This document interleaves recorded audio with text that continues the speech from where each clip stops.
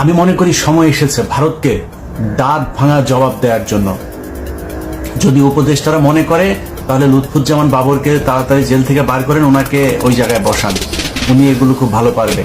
So Lutfuzzaman বাবরকে দ্রুত এই জায়গায় নিয়ে এই দায়িত্ব দেওয়া হোক। ভারতকে কিভাবে সেভেন সিস্টারে কিভাবে কি করতে হয়, উল্পাকে কিভাবে সহায়তা করতে হয়, কি করতে হয়, এগুলি উনি খুব ভালো জানেন। তো আমি মনে করি যে ভারতের সাথে এই ধরনের এই মানে আলগা পিরিতি দেখায় কোনো লাভ নেই। তাদের সাথে সরাসরি অ্যাকশনে যেতে হবে। তারা যুদ্ধ করতে চায়, এই বাঙালিকে ভয় দেখায় লাভ নাই। এই বাঙালি ভারত যদি নাকি আমাদের উপরে আক্রমণ করে, যদি মনে করেন আমরা ভারতের সাথে যুদ্ধ করলাম, অনেকে বলে থাকে না যে ভারতের সাথে আমরা যুদ্ধ করে পারবো না।